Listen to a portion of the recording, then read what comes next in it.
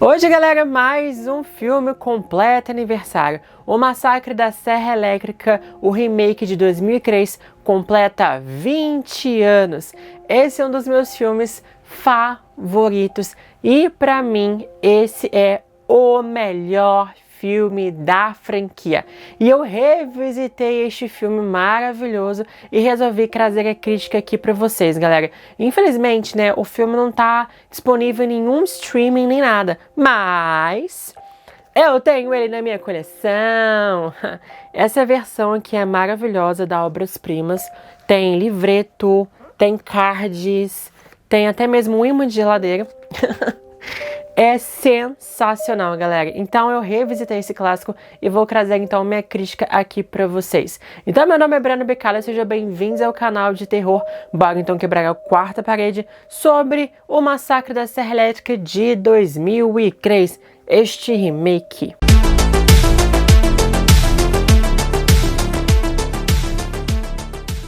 What's your favorite scary movie? Se vocês são fãs dos filmes da franquia O Massacre da Serra Elétrica, nesse ano eu já fiz um vídeo comemorativo de 10 anos daquele filme horroroso, né? A Lenda Continua, de 2013, com Alexandre Daddario. Tá aqui completaço para vocês. Também já fiz o meu ranking da franquia O Massacre da Serra Elétrica, lá nos primórdios do canal, quando eu tava no início. Nossa, completamente diferente. Mas enfim, também fiz a crítica daquele filme de 2022. Então, assim, tem muito conteúdo aqui pra vocês que gostam de O Massacre da Serra Elétrica, galera. E chegou a vez justamente então de fazermos sobre o remake. Esse filme é sensacional.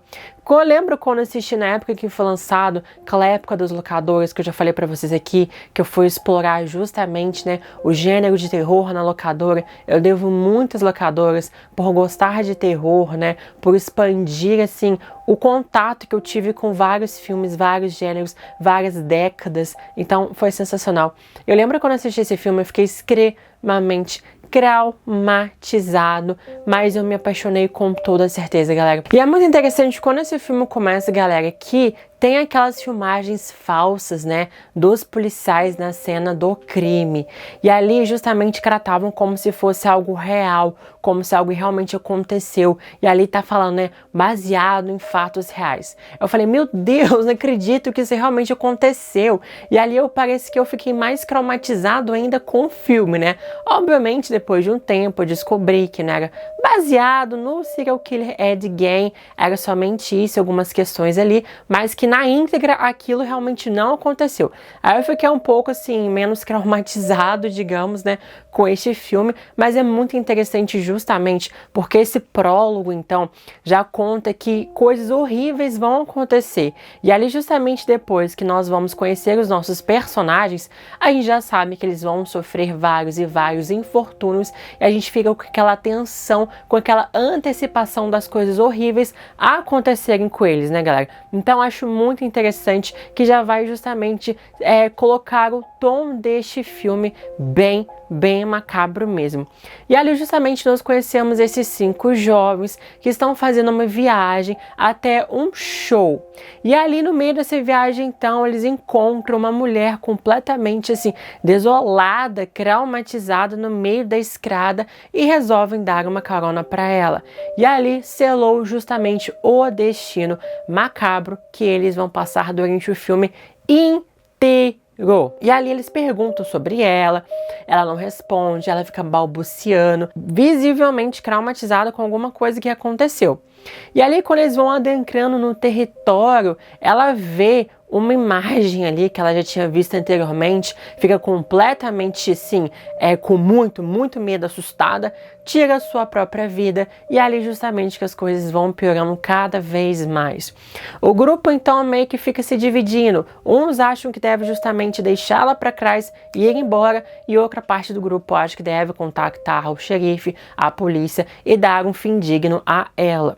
E ali então justamente quando eles vão contactar esse xerife, que as coisas ficam simplesmente horríveis. E um a um, então, eles vão morrendo, principalmente nas mãos do Leatherface. Leatherface. E aqui, galera, a premissa é bem parecida justamente com o original de 1974. Mas acho esse filme simplesmente fantástico que, por mais que ele mantenha justamente a atmosfera, o tom, a estética do filme original e a sua premissa, aqui simplesmente o filme cria seu próprio universo e sua própria identidade, ou seja, pega muitas coisas do filme original, mas também cria o seu próprio universo. Então acho que um remake devia justamente fazer isso, não fazer uma cópia do filme original, né, frame by frame, shot by shot, e também não justamente destoar bastante e inventar coisas mirabolantes. Aqui justamente esse filme faz jus ao original e que para mim é melhor do que o filme original, viu, galera? Esse é o meu favorito e eu até fiz aqui pra vocês Batalha dos Remakes entre um e outro, que justamente esse remake acabou ganhando do filme original. E ali é muito legal justamente porque quando a gente vai conhecer esses personagens, todos são simplesmente carismáticos. E ali então, simplesmente, eles têm as suas próprias personalidades, são completamente diferentes entre si. Então é muito legal ver a interação entre eles e justamente naquela parte, né, em que eles têm que votar, o que eles vão decidir fazer naquele exato momento, ali você tem um pouco, né, e você entende um pouco mais a personalidade de cada um, o que cada um pensa, como cada um age, você vê a interação do grupo, até mesmo antes de acontecer tudo, né, esses infortúnios todos, nós vemos aquela interação deles felizes, animados, com os shows, conhecemos um pouco deles, né, a relação entre eles, a Erin com seu namorado Camper, a gente tem um grupo de amigos, então justamente, né, a menina que surgiu agora, que ela também foi uma carona, então por isso que justamente eles acharam que dar mais uma carona não seria um problema, mas acabou sendo, né? E ali justamente então um a um vai morrer na mão do Leatherface e você vai se importar com eles o filme inteiro. Você não quer que eles morram, mesmo sabendo que eles vão morrer, você não quer que eles realmente morram porque você se importa bastante com eles. Isso é algo muito interessante de filmes de terror, que poucos conseguem justamente deixar você ali torcendo pelos protagonistas, porque geralmente filmes de terror a gente torce muito pelos vilões, né? Mas aqui você torce pelos protagonistas e fala, ai, coitados, que eles vão morrer, eles vão sofrer bastante, né? E o mais interessante também em relação a esses personagens é que cada um deles tem uma cena de protagonismo, né? Então cada um deles tem o seu momento de brilhar, não somente a Final Girl, a Erin, que pega todo o brilho do filme, todo o destaque do filme, e os outros são contagens de corpos. Aqui não, cada um deles tem justamente o seu momento de brilhar, principalmente numa cena ali do Morgan, que é uma das melhores cenas do filme, que daqui a pouco eu vou contar pra vocês em relação sobre isso. Então é muito interessante, galera. Em contraponto, nós temos justamente os nossos vilões, né? O Leatherface e a sua família. Aqui, por mais que o filme não deixa claro, né, os interesses, os gostos por carne, né, dessa família, que vocês sabem exatamente o que é, né? Aqui não deixa bem as claras porque eles fazem isso não, né? É uma coisa que simplesmente vai ficar mais naquele filme prelúdio deste filme, né? E uma cena que faltou bastante também, que praticamente todo filme Massacre da Serra Elétrica temos uma cena do jantar. Aqui também não temos essa cena icônica do jantar. Mas mesmo assim é muito interessante que esse filme traz dois grandes vilões. O próprio Leatherface, mas também o xerife. E o xerife protagoniza uma das melhores cenas do filme, que é justamente essa cena do Morgan, em que o xerife, né, faz com que o Morgan encenasse como a vítima tirou sua própria vida na van. E é uma cena completamente tensa, é um suspense gigantesco, né? E você simplesmente se importa com ele e fica com medo do que vai acontecer com esse personagem durante o filme, né? É uma cena bem agonizante, que eu falo, nossa, imagina se eu estivesse nessa situação, imagina se eu estivesse passando por isso, o que eu faria nesse exato momento, né? Então você fica se colocando no lugar desses personagens e você fica aflito pelas coisas que acontecem com eles, né? Então é muito, muito interessante mesmo, que faz nos importar com eles. E essa cena é muito tensa. É até mesmo, galera, o xerife, ele acaba tirando um pouco, talvez, do brilhantismo, né, do destaque do próprio Leatherface. Que o Leatherface aparece, ele é ótimo. Pra mim, é uma das melhores caracterizações do Leatherface em toda a franquia. É simplesmente fenomenal.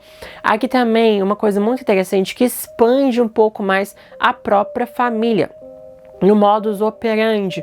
O filme original a gente vê muito pouco do que acontece nos bastidores, mas aqui nós sabemos na íntegra o que acontece. Nós vemos o Leatherface trabalhar as suas vítimas, nós vemos exatamente ele operando, ele trabalhando ali no porão, né, onde ele fica com suas ferramentas, e como ele trata as suas vítimas como se fossem realmente um pedaço de carne no açougue. E tem uma cena muito, mas muito macabra, que a gente até arrepia, justamente quando ele tira, né, o rosto do Kemper, ele ali faz costura e coloca no seu próprio rosto. E essa cena que justamente a Erin vê o Leatherface usando o rosto do seu namorado é simplesmente sensacional. É uma cena extremamente artística. Ele se vira, tem uma luz, né, de fundo ali nele, justamente para dar um grande destaque. E ali tem vários, né, finos, vários coisinhas, pozinhos assim, né, justamente na cena, voando. E ela olhando aquilo que aconteceu, você fala, coitada do personagem e coitada dela tendo que ver, né? Ou seja, ela viu que justamente o seu namorado foi morto. Não somente morto, como teve sua cara arrancada e usada por seu assassino. Gente, que coisa é essa? Macabra. Eu queria que o Leatherface tivesse usado mais a cara do Kemper ao longo do filme, mas talvez acharam macabro demais para continuar. Mas justamente aqui então temos esses bastidores de como o Leatherface trabalha com suas vítimas. Então expande muito mais a mitologia, a história. A família não é a Sawyer, a família é Hewitt. Então é muito interessante mesmo que ali justamente nós não vamos comparar demais com a família anterior, porque é uma outra família, é um outro universo, é uma outra história. Então aqui destoa exatamente do original, né? Temos alguns elementos ali, mas ó, não é a mesma família. Então as pessoas, né, os fãs não reclamariam tanto assim de como retrataram o Sawyer, porque não são o Sawyer. Ou seja, o original tá lá, intocável, com a sua história, com sua família, e temos algo completamente diferente, que não faz conexão, uma outra família, novos personagens. Aqui justamente os personagens não tem nada a ver com o filme original, então isso exatamente é como criar um remake. Se todos os remakes seguissem essa premissa, seguissem essas regrinhas interessantes, todos os remakes poderiam ser muito, mas muito bons mesmo. E aqui dá uma ideia justamente de que os personagens não têm onde fugir, porque a família do Leatherface não fica somente na casa dele. Tem mais casas, tem mais pessoas envolvidas. E ali, então, quando a Erin vai pedir ajuda, a gente não sabe, né, que tá assistindo, se essa ajuda vai ser um membro da família ou se vai ser uma ajuda realmente ali para salvá-la. E ali você fica tenso a todo momento, porque você não sabe se aquelas pessoas são membros da família ou não, porque estão espalhados pelo local. Então é muito interessante que você sempre vai ficar na dúvida. Ela tá salva, ela não tá salva? Ela tá bem, ela não tá bem? Ela vai conseguir fugir ou não vai conseguir fugir? Então também é uma coisa muito interessante. E aqui no filme, galera, tem cenas muito, mas muito de tensão mesmo. Você fica nervoso assistindo. Ele tem uma atmosfera completamente inquietante, macabra, que você fica tenso, né? E ali tem um suspense muito bem realizado. As cenas de perseguição, que são muitas, são ótimas, são sensacionais, principalmente as duas cenas de perseguição com a Erin. A primeira, né, que ela foge e vai na casa desses membros da família, e a última, justamente, que ela foge de novo e ali vai até o matadouro, né? E ali, então, essas duas cenas são muito, mas muito bem realizadas. E você fala, nossa, que legal, sabe? Infelizmente, as cenas de perseguição nos filmes atuais estão ficando cada vez mais escassas ou até mesmo mais reduzidas em tempo. Geralmente as cenas de perseguição eram longas e tinham várias fases, né? O personagem passava por vários locais, subia, descia, corria para lá, corria para cá, né? Então era uma coisa muito bem produzida e eles levavam tempo nessa cena de perseguição. Hoje em dia a cena de perseguição dura uns 3, 4 minutos, num local só, acabou, faz um circuito e acaba, né? Mas não, aqui é muito bem feita. Com certeza uma das melhores cenas de perseguição do cinema de horror. A estética do filme também é muito bem feita, que justamente, galera, eu falei pra vocês, né? Eles pegam a essência do filme original, o tom do filme original, né? Que exatamente, o filme original não tem praticamente nenhuma trilha sonora, né? O filme é bem cru, né? A filmagem é baixo orçamento, o que faz com que o filme seja mais realista. Mas aqui, ao contrário de vários remakes que tentam trazer algo espetaculoso, algo cinematográfico, aqui também mantém um pouco o seu minimalismo, principalmente na granulação das cenas, o que faz com que a estética seja uma estética mais antiga. Além disso, né, o filme utiliza muito de tons terrosos. Tons terrosos dá aquela ideia de sujeira, né? É coisa que o original tem bastante, muita sujeira. Esses tons terrosos também utilizados em filmes trazem uma ideia de expansão. Ou seja, ela está isolada no meio do mato, no meio do nada, com várias casas, então justamente dá aquela ideia de expansão. Por mais que ela esteja num local aberto, no meio assim, no meio de uma zona rural, digamos assim, mesmo assim, né, tem aquela ideia de claustrofobia, que ela não consegue fugir. E naquela época não tem telefone, não tem contato, não tem nada. Como que ela vai sair dessa, né? Ela precisa justamente de telefone, de contato. Ela sempre procura por isso o filme inteiro e não consegue contactar e pedir ajuda. Como que ela vai fugir dessa? Então te dá essa sensação, por mais que tenha campo aberto, ainda temos a ideia de sentirmos isolados e claustrofóbicos nesse local. Então é muito bem realizada. A direção de Marcus Nispel é simplesmente fantástica, que infelizmente ele não soube exatamente recriar naquele remake de Sexta-feira 13, que ele também foi responsável na sua direção. Mas aqui simplesmente ele está afiadíssimo. Uma coisa que eu notei bastante, que eu não tinha pensado antes, mas que eu notei assistindo esse filme, o Massacre da Serra Elétrica, eu acho que é a única franquia assim, slasher, que não tem uma trilha sonora icônica, né? Eu falei, nossa, realmente, porque Halloween tem, Sexta-feira 13 tem, A Hora do Pesadelo tem, Chuck tem, e aqui, justamente, o Massacre da Serra Elétrica não tem uma trilha sonora icônica. Eu falei, nossa, podia ter, né? Então a trilha sonora aqui é simplesmente genérica. Mas uma coisa que eu acho que o filme poderia tocar muito mais é no gore, né? Tudo bem, né? As pessoas simplesmente perdem as pernas, mas podia trazer mais. Porque quando temos no início do filme que a mulher tira a própria vida, que a cara dela faz um buraco imenso, você fala, nossa, esse filme vai ser macabro, esse filme vai ser muito gore. Nossa, meu Deus, vai ser tipo um torture porn. Você já fica esperando uma coisa gore demais, né? Um torture porn ali. E o filme não entrega nesse quesito, né? As mortes são até mesmo repetitivas pela serra elétrica, né? E motosserra, na verdade, né, galera? Não é a serra elétrica, não. É a motosserra ali, né? E ali fica extremamente repetitivo. Nós não vemos as mortes bem gráficas on-screen, né? Quando o Leatherface vai lá, usa sua motosserra ali, não mostra nada. E ali todo mundo morre da mesma forma. Aí isso eu acho que o filme, ele meio que pecou nesse quesito de trazer um pouco mais de gore. Talvez algo mais criativo, algo mais assim, Morte do Demônio de 2013. Pra mim, nossa, seria perfeito se fosse exatamente falta sangue neste filme também, galera. Falta sangue. Então, assim, uma coisa então que esse filme pecou bastante foi em relação a isso, né? E ali, então, temos a nossa protagonista Erin, que pra mim é uma protagonista maravilhosa. Ela não só grita, não, né? Ela não é passiva, ela sim é muito ativa na história. Ela procura, ela corre atrás, ela tem personalidade e ela tem que tomar decisões extremamente sérias. Principalmente, o que vai fazer com esse corpo, né?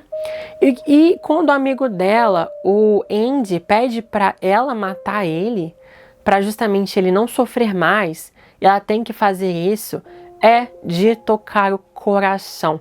Então, assim, ela sobreviveu, mas não sobreviveu muito bem, não. Porque, assim, o psicológico dela deve estar extremamente ferrado demais.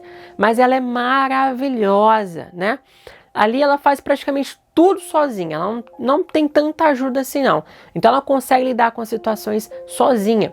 E sozinha ela arranca o braço do Leatherface e sozinha ainda pega a criança que foi roubada por essa família e ainda atropela o xerife do filme, que é o outro vilão. Ou seja, ela arranca o braço de um vilão e mata o outro vilão, ainda salva uma criança e ainda vai embora.